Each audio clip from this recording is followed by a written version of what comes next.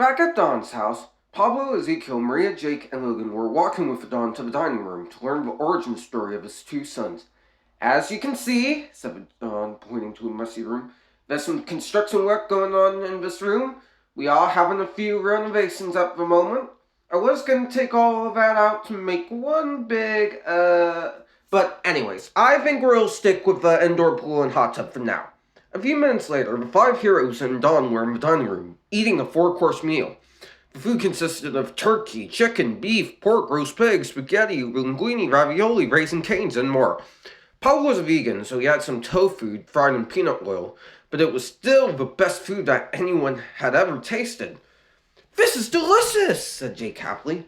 More wine? Asked Don as he poured Jake another glass. Sir, don't mind if I do, said Jake as he slurped the wine and noticed a picture on the wall of an old pig. Who's that? He looks like you. Ah, that would be my great-grandfather, Ron Bern, said Don.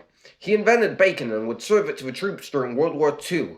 We were allies with the foxes during that time. Alas, the union between pigs and foxes didn't go so well. Yeah, and he had really stupid teeth, too, said Logan.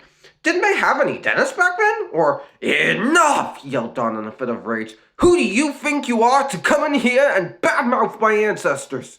You're not a pure blood, and you never will be.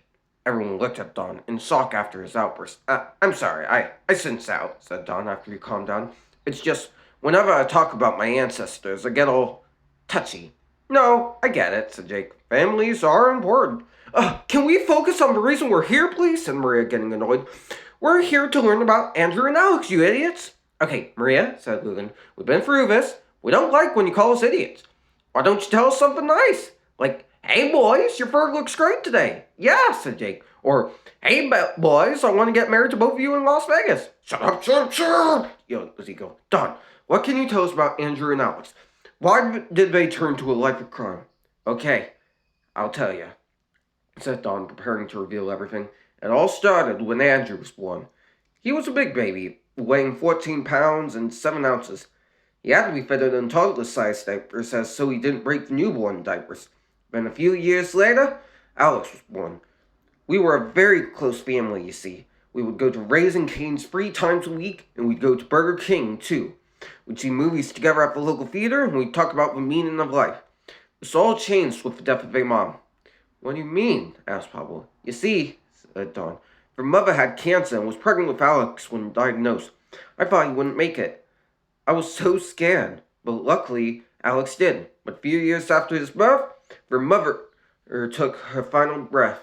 It broke my heart, but it broke the boys even more. As soon as they turned 18, they left the house and never spoke to me again. I eventually found both of their addresses and tried sending them birthday cards, Christmas gifts, pocket money, even a congratulations card for Andrew when he played that comedy gig for the president. But they all got sent back, returned unopened. Oh, if I could turn back time, I would have tried whatever I could to save her mother, but maybe they wouldn't be so rageful and bitter. What do you mean? Asked Maria. I thought you did. No, said Don as he broke down in tears. I just shrugged it off after my wife complained about stomach aches and headaches and was way too ignorant to know any better. My own ego got the better of me. Now, thanks to me, Andrew has Austin and all of those other celebrities in his house. If you don't hurry now, it might be too late. After Don said that, he began to sob hysterically. The 5 heroes felt horrible for even asking Don about Andrew and Alex. If they had known that it would make him this emotional, they would have just gone off the addresses on the cards. Pablo, feeling bad for Don, gave him a hug because he figured that's what he would need in that situation. Don, trust me, said Pablo. You tried your best. You sound like a good dad. I mean, Raisin Cane's 3 times a week? That's God-tier chicken fingers right there. You can't take back the past. You can do what's right to correct the future. You're right, said Don as he wiped away a few tears and wrote down an address. This is Andrew's address. Go there and save your boyfriend.